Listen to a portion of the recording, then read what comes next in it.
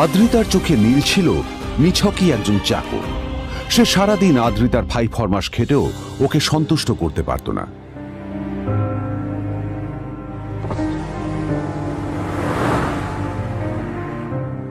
এত কিছুর পরেও কেন একজন ধনী বাবা তার মেয়েকে গরিব ছেলের সাথে বিয়ে দিলেন?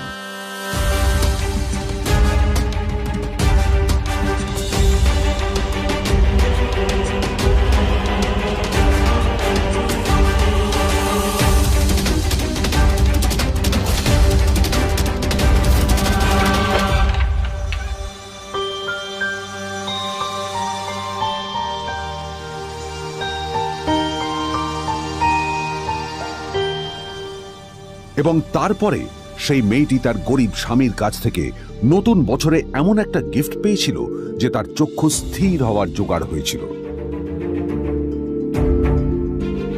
আর ওর স্বামী সম্পর্কে সত্যিটা জানার পর তো ও প্রায় অজ্ঞান হয়ে গিয়েছিল।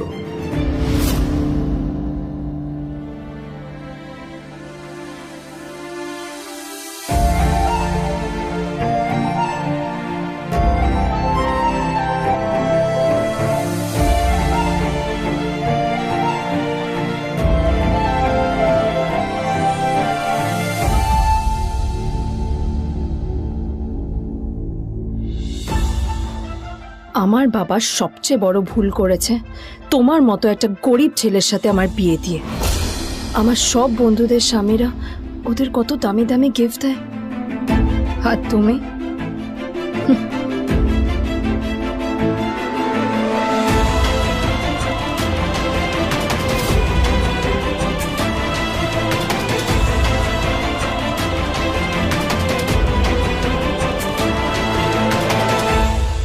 আদ্রিতা তার বাবার কথায় নীলকে বিয়ে তো করেছিল, কিন্তু ও শর্ত দিয়েছিল যেন বাড়ির বাইরের কেউ না জানতে পারে যে নীল ওর স্বামী। নীল ওই বাড়িতে ঘর জামাইয়ের মতো থাকলেও ও যেন ওখানে একজন চাকর ছিল। সবাই ওকে অপমান করত।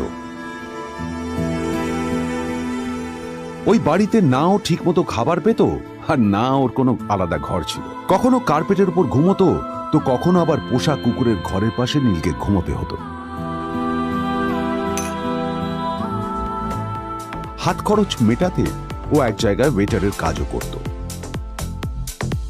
আদ্রিতা তার বন্ধুদের বলেছিল যে আদ্রিতা বিদেশে বিয়ে করেছে আর তার স্বামী লন্ডনের একজন খুব বড় বিজনেসম্যান। কিন্তু যখন আদ্রিতার বন্ধুরা ওকে ওদের স্বামীদের দেওয়া দামি দামি গিফটগুলো দেখাতো, তখন লজ্জায় ওর ভিতরটা পুড়ে ছাই হয়ে যেত।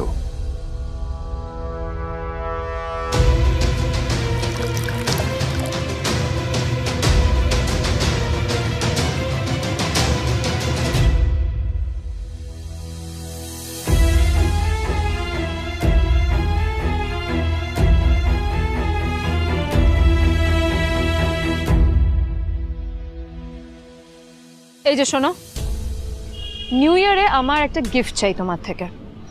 আর গিফট যেন দামি হয়, হ্যাঁ, মানে খুব দামি, কয়েক লাখ টাকা। ওকে? কয়েক লাখ টাকা? কিন্তু অদ্রিতা, এত টাকা আমি একসাথে কখনো দেখিনি। তোমাকে এত দামি গিফট আমি কি করে দেব? এটা তো তোমার বিয়ে করার আগে ভাবা উচিত ছিল।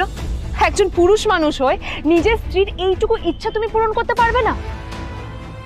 স্ত্রীর এই কথাগুলো নীলকে আহত করে। নিঃশব্দে ওখান থেকে চলে যায় নীল।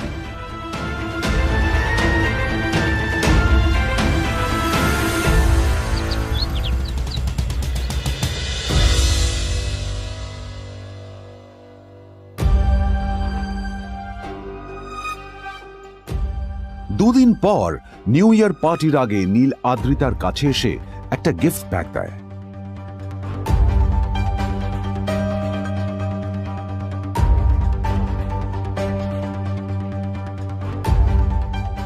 আদ্রিতা মুখ বেজার করে বাক্সটা খুলল, তবে তারপর বাক্সের ভেতরে গিফটটা দেখতেই ও চমকে গেল।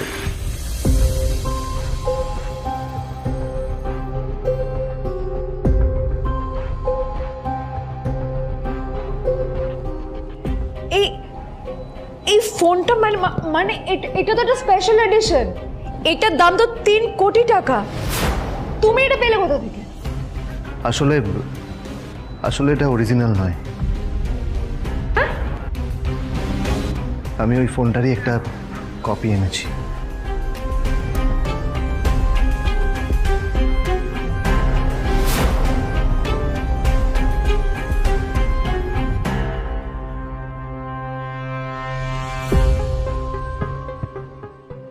কিন্তু আদ্রিতার নীলের কথায় একটু সন্দেহ হয়, কারণ ফোনটা দেখে একেবারেই আসল বলেই মনে হচ্ছিল। পরের দিনই আদ্রিতা ওই কোম্পানির শোরুমে গেল। এই ফোনটা একটু দেখুন না প্লিজ। ওয়াও, আচ্ছা ম্যাম, আপনি কি মিস্টার রয় চৌধুরীর বন্ধু? কে মিস্টার রয় চৌধুরী? ও, আপনি কি ওই রয় চৌধুরী গ্রুপ অফ ইন্ডাস্ট্রিজের মালিকের কথা বলছেন? হ্যাঁ। না না, আমি ওনাকে চিনি না। আমি কেন, আমার মনে হয় কেউই ওনাকে চেনে না। বড় বড় মানুষেরাই ওনা দেখা পান না। আমিও কোনোদিন ওনাকে দেখিনি, কিন্তু সাডেনলি আপনি এই প্রশ্নটা করলেন কেন? অ্যাকচুয়ালি ম্যাম, আপনার হাতের এই ফোনটা আসলে এটা ফোনের স্পেশাল এডিশন। এই কাটিং, এই ডিজাইন, এই লোগো, এটা জাল করা ইজ নেক্সট টু ইম্পসিবল। আর গোটা ভারতে বিক্রি হওয়া এই ফোনের সেকেন্ড পিস এটা, যেটা মিস্টার রয় চৌধুরী কিনেছিলেন। সেজন্যই জিজ্ঞেস করছি ম্যাম, আপনি এই ফোনটা কোথা থেকে পেলেন? তবে কি নীলই মিস্টার রয় চৌধুরী, নাকি নীল এই ফোনটা চুরি করেছে?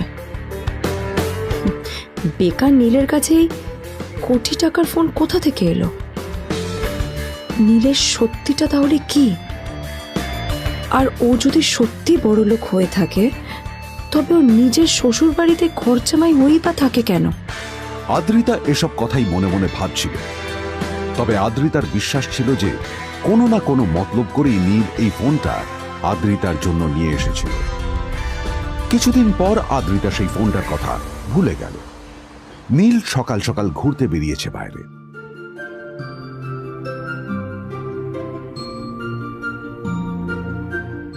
কটা বাজে রে? আমার খুব লেট হয়ে গেছে বুঝলি। তোরা খেল, ঠিক আছে? তোরা খেল, আমি আসছি।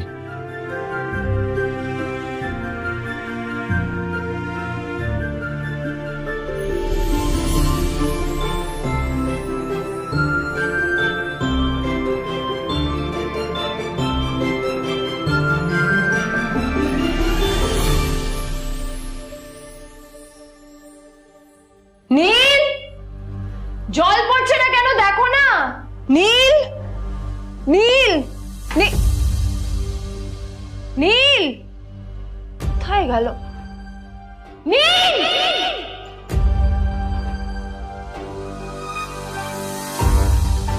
নীল! নীলকে ডাকছে কেন বলতো? ওইদিকে বাড়িতে আদ্রিতা আর চিত্রা আশ্চর্য হয়ে গেল যে নীল হঠাৎ কোথায় উধাও হয়ে গেল। মা, তোমাকে কিছু বলে গেছে নীল? হ্যাঁ, কোথায় গেছে ও? না, আমি ওর কোনো খোঁজ খবর রাখি না। আমার একটা কথা মনে হচ্ছে, ওকে না এবার একটু শীতে করতে হবে। একটা কাজে যদি আসতো ছেলেটা, যখনই কোনো কাজের কথা বলি ভ্যানিশ হয়ে যায়। আমি ওকে বলেছিলাম R&B গোল্ড এন্ড ডায়মন্ডস থেকে আমার সেটটা নিয়ে আসতে, আনেনি। আজকেও ভালো করে অফিসে নিয়ে যাব, ভ্যানিশ হয়ে গেল। কোথায় গেল কে জানে। আমার ভাগ্যেই জুটেছে এরকম একটা ছেলে। এই যে তুমি কেন বিয়েটা দিয়েছিলে আমাকে? এটা আবার কি বলছিস? আমার কি দোষ? দেখ, ওই অসভ্য ছেলেটার সাথে বিয়ে দিতে চাইনি। যা করেছে তোর বাবা করেছে, এটা আমার কোনো দোষ। তখনই হঠাৎ নীল সেখানে এসে উপস্থিত হলো, কিন্তু ও দুজনকে উপেক্ষা করে ভিতরে চলে যাওয়াই শ্রেয় মনে করল। এই যে লাট সাহেব ফিরলেন রাজকার্য করে। এদিকে এসো, তোমার ফাঁকিবাজির আলোচনাই এখানে চলছে। মা প্লিজ থাক, মা থাক, ভাল লাগছে না। এমনিতেই অফিসের জন্য আমার লেট হয়ে যাচ্ছে, আর বিজন আমার ওয়েটও করছে। বিজনের নাম শুনেই নীলের মুখটা ফ্যাকাশে হয়ে গেল। আদ্রিতা নীলকে উপেক্ষা করেই বলল, আরে যে এই ছেলেটার মতো আর একটা ফাঁকিবাজ না তুমি পাবে না। তুমি কেন দাঁড়িয়ে আছো? এই যে শোনো শোনো শোনো শোনো, দাঁড়িয়ে আছো কেন? তোমাকে আমি বলেছিলাম R&B গোল্ড ডায়মন্ডস থেকে আমার সেটটা তুলেছো, তোলোনি তো। এইটা চাই না আমার। তুমি আমার সাথে অফিসে যাবে, ফেরার পথে তুমি সেটটা নিয়ে আসবে। তোমার জন্য সবসময় লেট হয়ে অফিসে, তোমার জন্য রক্ত লাগে। আর ব্যাগটা নিয়ে ওর পেছন পেছন কোথায় যাচ্ছ? যা দিয়ে ওখানে রেখে এসো। নীল চিত্রার সাথে মাঝে মাঝে ঝগড়া করলেও তার স্ত্রী আদ্রিতার সাথে ও কখনো ঝগড়া করতো না। সত্য সব অপদার্থ।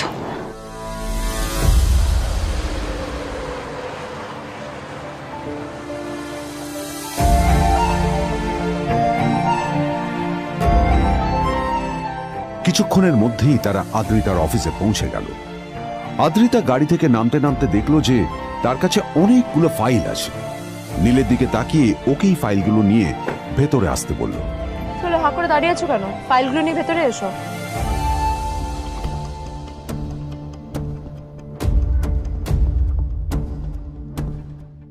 আদ্রিতা যখন ওর ক্যাবিনে পৌঁছলো তখন দেখলো সেখানে আগে থেকেই ওর বন্ধু এবং বিজনেস পার্টনার বিজন বসে ওর জন্য অপেক্ষা করছে।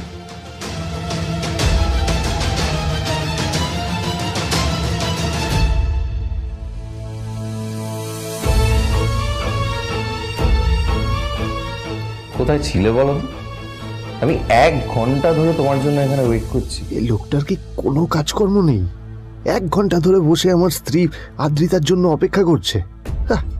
সরি বিজন, আমি খুবই দুঃখিত যে বাড়ির কিছু লোকের জন্য না আমার সবসময় লেট হয়ে যায়। আদ্রিতার কথা শোনার পর বিজনের 1 ঘন্টা অপেক্ষা করার অভিযোগ 1 মুহূর্তের মধ্যে মিলিয়ে গিয়েছিল। কি হলো, হাসছো কেন? লটারি পেলে নাকি? লটারি? হ্যাঁ, তুমি আসা মানে আমার কাছে লটারির থেকেও বেশি দাম। তবে তার থেকে কিঞ্চিত কম দামি একটা গিফট আমি তোমার জন্য এনেছি।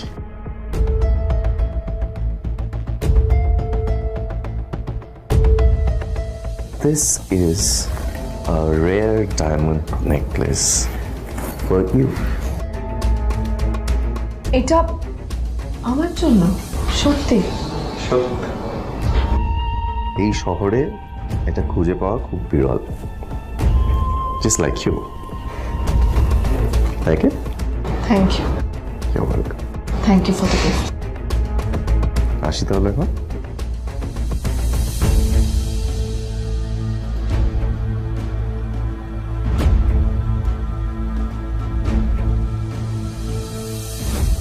আদ্রিতা, আমি আজ পর্যন্ত তোমাকে কোনো রকম উপদেশ দিইনি, কিন্তু আজ আমি তোমাকে বলতে বাধ্য হচ্ছি।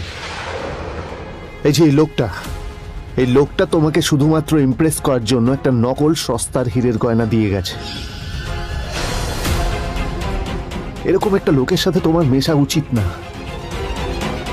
ভবিষ্যতে কিন্তু তুমি বিপদে পড়বে। আদ্রিতা, আমি তোমাকে কথা দিচ্ছি, আমি তোমার জন্য আসল রেয়ার একটা হীরের গয়না এনে দেবো, এর চেয়েও দামি, এর চেয়ে অনেক অনেক বেশি দামি।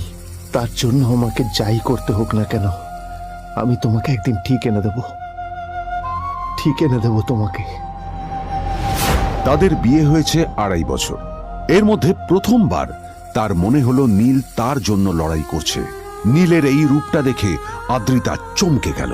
আজ প্রথমবারের মতো আদ্রিতার মনে প্রশ্ন এলো, নীলকে নিজের থেকে দূরে সরিয়ে রেখে আমি কি কোনো ভুল করছি? না না, এটা আমি কি ভাবছি?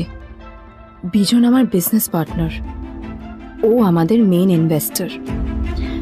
নীলের এই অ্যাকশনের কারণে বিজন আমার কোম্পানি থেকে ব্যাক আউট করে গেলে কি হবে? না না না না না, নীলের জন্য আমি আমার এত বছরের পরিশ্রমকে জলে দিতে পারি না। আমার নীলকে নয়, আমার বিজনকে প্রয়োজন। এইসব ভাবতে ভাবতে আদ্রিতার নীলের ওপর রাগ হতে শুরু করে। আদ্রিতার রাগ তখন চরমে উঠে যায়। আজ প্রথমবার নীল আদ্রিতার সাথে খারাপ ব্যবহার করেছে। How dare you! তোমার এত বড় সাহস! হ্যাঁ, তোমাকে কে অধিকার দেয় বলো তো যে তুমি আমারই অফিসে দাঁড়িয়ে আমাকেই এতগুলো উল্টোপাল্টা কথা তুমি শোনালে? তোমাকে এখানে আনাই আমার ভুল হয়েছে, সবচেয়ে বড় ভুল হয়েছে। এবার চুপচাপ এখান থেকে বেরিয়ে যাও, right now. Get out! Neel আদ্রিতার এই কথার কোনো উত্তর দিল না। নীল জানতো যে ও যতই কথা বাড়াবে আদ্রিতা ততই বেশি রেগে যাবে। আদ্রিতা যেন তেন ভাবে নিজের রাগ চেপে ব্যাপারটা ওখানেই শেষ করার চেষ্টা করলো, কিন্তু ও তো জানতো না যে ব্যাপারটা তখন সবে শুরু হয়েছে। কি হলো, শুনতে পাচ্ছিস না? কালা নাকি? আমারই সামনে দাঁড়িয়ে আমার কেনা গিফট নিয়ে তুই মজা করলি? কত বড় সাহস রে তোর! নিজেকে তো বিক্রি করে দিলে ওরকম একটা ডায়মন্ড নেকলেস তুই কিনতে পারবি না। তোর এই গরিবের পারফিউম, সস্তা শার্ট, পায়েটা ফাটা চপ্পল নিয়ে নিজেকে বড় হিরো মনে করছিস? তোর নিজের কত দাম সেটা তোর নিজের জানা উচিত। Zero, big zero. সালা খরচা মাই চল।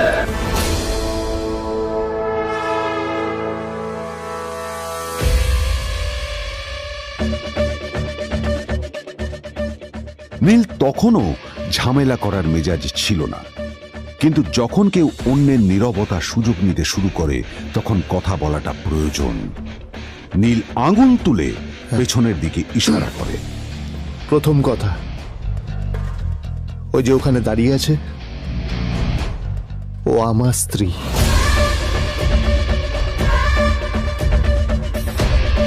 তাই আমার স্ত্রীকে তোমার নেকলেস দেওয়ার কোনো অধিকার নেই। ওকে যদি নেকলেস দিতে হয় তাহলে আমি দেব। তাই এসব ফ্রডগিরি বন্ধ করো। আর দ্বিতীয় কথা, যার পকেটে পয়সা নেই ঝনঝন আওয়াজ করা তার মানায় না।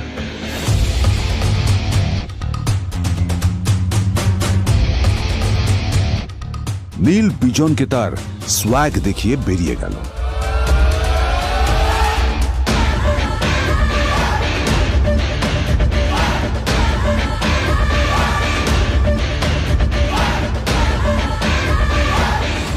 আদ্রিতার রাগে গজগজ করছিল। ওর জ্বলন্ত চোখের সামনে শুধু নীলের মুখটা ভেসে উঠছিল।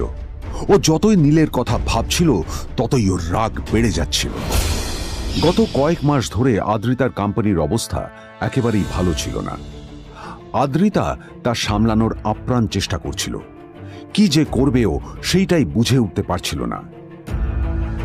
তারপর বিজনের সাথে ওর দেখা হলো, আর তখনই বিজনের সাথে ওর বন্ধুত্ব হলো। বিজন একটা খুব বড় পরিবারের সদস্য। আজ বিজন শুধুমাত্র আদ্রিতার কোম্পানির একজন বিজনেস পার্টনারই নয়, সাথে বড় ইনভেস্টরও। আর শুধুমাত্র বিজনের কারণেই আদ্রিতার কোম্পানি এখনো চলছে। এই কোম্পানির সমস্ত লস বিজনই বহন করে এবং আদ্রিতারও ওকে তাই খুব প্রয়োজন। বিজনের সাথে বন্ধুত্ব করা আদ্রিতার পক্ষে সহজ কাজ ছিল না। অনেক কাঠখড় পুড়িয়ে আদ্রিতা ওর কাছাকাছি এসেছিল। সবকিছু ঠিকঠাকই চলছিল, সবকিছুই আদ্রিতার প্ল্যান অনুযায়ী হচ্ছিল, কিন্তু নীল আজ এসে সবকিছু নষ্ট করে দিল। জাস্ট কি দরকার ছিল বুঝতে পারছি না। কি দরকার ছিল নীলের বিজনকে এতগুলো কথা শোনানোর? এবার বিজন আমাকে টাকা দেবে কিনা সেটাও জানি না। আমার কোম্পানিতে ইনভেস্ট করতে চাইবে কিনা সেটাও বুঝতে পারছি না। কি করব?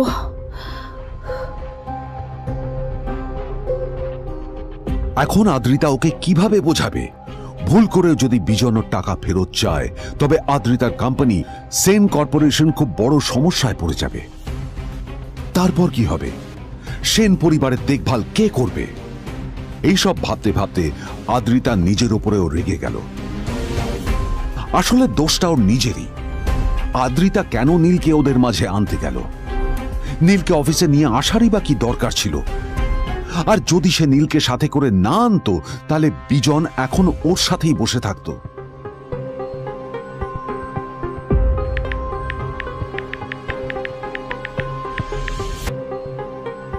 প্যামেলা, আমি মিটিংয়ে বেরোবো, আমার চেঞ্জটা একটু নিয়ে এসো প্লিজ। Thank you. আর অন্যদিকে সেন কর্পোরেশনের অফিস থেকে বেরিয়ে নীলের খুব ফুরফুরে লাগছিল। তখনই হঠাৎ ওর ফোনটা বেজে উঠল। ফোনটা ছিল মিস্টার রায় চৌধুরীর। তিনি ছিলেন শহরের সব থেকে বড় বিজনেসম্যান। হ্যাঁ মিস্টার রায়চৌধুরী, আমি আপনাকেই ফোন করতে যাচ্ছিলাম। আমি একজন বিশেষ লোকের সাথে তোমার একটা মিটিং ফিক্স করেছি। ওর অ্যাড্রেস আমি তোমাকে টেক্সট করে দিয়েছি। আমি চাই তুমি ওই লোকটার সাথে মিট করো। ঠিক আছে, আমি যে কোনো কারোর সাথে দেখা করতে পারি, কিন্তু তার জন্য আপনাকে আমার দুটো শর্ত মানতে হবে। প্রথমটা, আমার জন্য একটা রেয়ার হীরের নেকলেস আপনাকে জোগাড় করে আনতে হবে। আর দ্বিতীয়টা, আমি আপনাকে টেক্সট করছি, এটাও কিন্তু একই রকম জরুরি। এই দুটো কাজ আপনাকে যত তাড়াতাড়ি সম্ভব করে ফেলতে হবে আমার জন্য, ঠিক আছে? তোমার অ্যাকাউন্টে কিছু টাকা পাঠিয়েছি। কিছু জামা কাপড় কেন, যাতে তুমি ভদ্র সমাজে আসার যোগ্য হও, আর তোমাকে আমি স্বামীর পরিচয় দিতে লজ্জা না পাই। তোমার কারণে আমার পরিবার লজ্জা পাবে, আমি সেটা চাই না। যখনই দেখি তখনই তুমি ভিকিরির মতো ছেঁড়া ফাটা জামা কাপড় পরে থাকো। আসলে আদ্রিতার বাড়িতে আজ ফ্যামিলি ডিনার পার্টি ছিল, আর শেষবার নীলের জন্য ওকে অনেক ঝামেলা পোহাতে হয়েছিল। মেসেজ পড়ে নীল ফোনটা নিজের পকেটে রেখে রাস্তার ধারে গিয়ে একটা ট্যাক্সি থামানোর জন্য হাত বাড়িয়ে দিল। নীল ট্যাক্সি ধরে গোল্ডেন সিটি অ্যাভিনিউর দিকে বেরিয়ে পড়ল। গোল্ডেন সিটি অ্যাভিনিউ শুধু কলকাতারই নয়, এটা ছিল সারা পশ্চিমবঙ্গের সবচেয়ে বিলাসবহুল সোসাইটিগুলোর মধ্যে একটা। আসলে এই সেই জায়গা যেখানে মিস্টার রায়চৌধুরী আজ তার জন্য গোপন মিটিং ফিক্স করেছিলেন। কিন্তু নীল কার সাথে দেখা করতে যাচ্ছে এ সম্পর্কে ওর কোনো ধারণাই ছিল না। যখন নীল সেখানে পৌঁছলো, পুলভিলার বাগানে বসে থাকা লোকটিকে দেখে রাগে নীলের রক্ত ফুটতে শুরু করলো। নীল ওখানে না দাঁড়িয়ে বেরিয়ে গেল। তখনই হঠাৎ একটা মেসেজ এলো। আসলে আজ আদ্রিতার ফ্যামিলি গ্যাদারিং এ যাওয়ার আগে নীলকে ওর হাই স্কুলের রিইউনিয়নেও যেতে হতো। গ্র্যাজুয়েশনের পর এত বছরে এই প্রথম নীল তার কোন কলেজ বা স্কুলের রিইউনিয়নে যাচ্ছে। এতগুলো বছরে নীল তার কোনো বন্ধুর সাথেই দেখা করেনি। নীলের তার পুরনো সহপাঠীদের কথা মনে পড়তে লাগলো, যাদের সাথে ও স্কুলে মজা করত। আজ আবার ওদের সকলের সাথে নীলের দেখা হবে।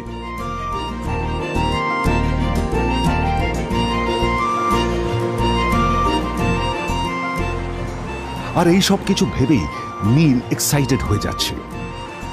আসলে সোহিনীকে নীল তার স্কুল টাইমে পছন্দ করত।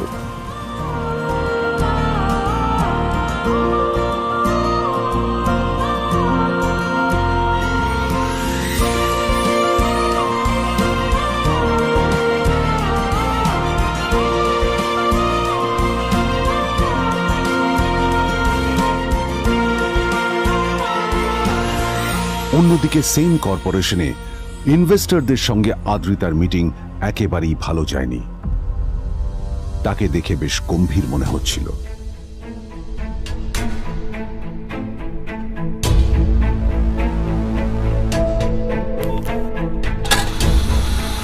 ভাই, পৃথিবীতে এমন লোকও আছে, কি দেমাগ দেখলি? হ্যাঁ, কাজকর্ম তো কিছু করার নেই, আর কিছু করেও না। হ্যাঁ, শুধু চলে এসছে আমাদের ম্যাডামকে রাখাতে। এই 1 বছরে না কিচ্ছু বদলায়নি। আরে আমি তো ভেবেছিলাম যে এর সাথে ম্যাডামের আর কোনো সম্পর্কই নেই, কিন্তু না, এখন যা দেখছি উল্টে ম্যাডামের মাথায় উঠে নাচছে। আমার মাঝে মাঝে মনে হয় এদের দুজনের বিয়ে কিভাবে হলো। আর বিয়ে তো অনেক পরের কথা, 2 বছর হয়ে গেল এদের এখনো ডিভোর্স হলো না। হ্যাঁ, আমার তো ভাবলে কিরকম অবাক যা লাগছে। বলেছিস।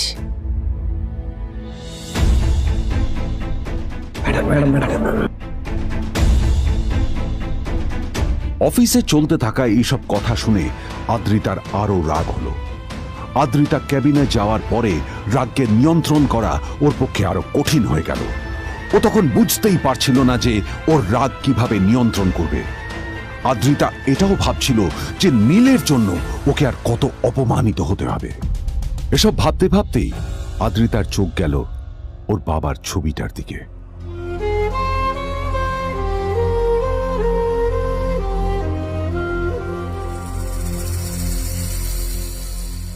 আমি তো তোমার সবচেয়ে প্রিয় মেয়ে ছিলাম বাবা, তাই আমি সবসময় ভেবেছি যে তুমি আমার জন্য যাকে সিলেক্ট করবে সে সব থেকে শ্রেষ্ঠ হবে। তাই আমি নিজে থেকে কখনো কোনো রিলেশনশিপে যাইনি, আর তোমার কাছে বিয়ের কোনো শর্তও রাখিনি। কিন্তু তুমি না আমার সাথে কি করলে? এই গাধাটার সাথে আমাকে বিয়ে দিলে। আমার জীবনটা নষ্ট হয়ে গেল, শেষ হয়ে গেল।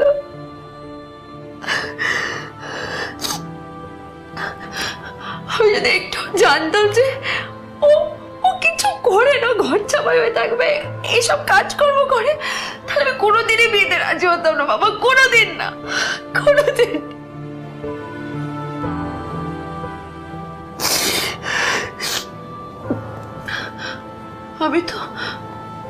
আমি তো সবসময় ভাবতাম যে বাবা মারা তাদের সন্তানের ভালো চায়, কল্যাণ চায়, তাদের জন্য চিন্তা করে।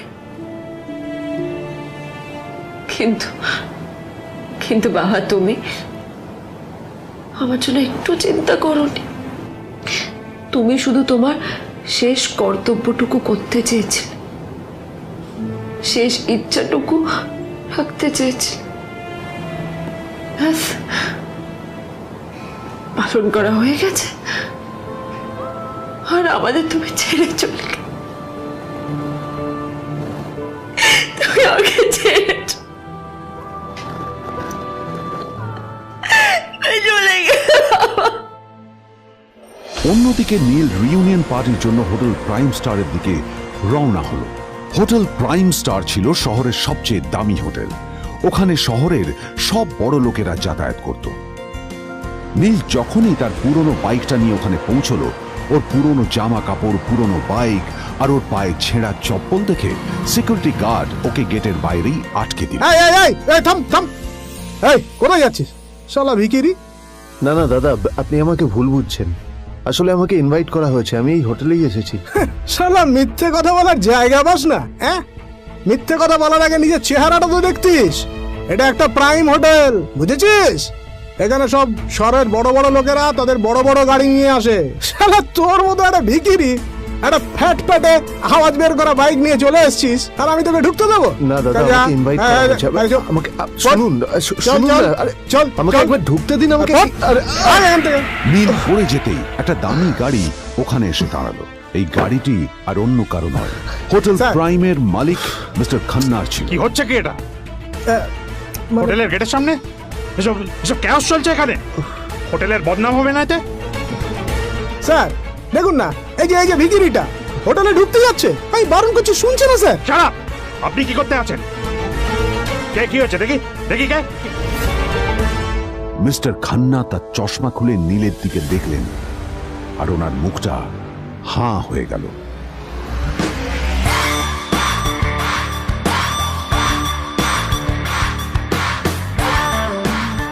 নীল স্যার, আপনি?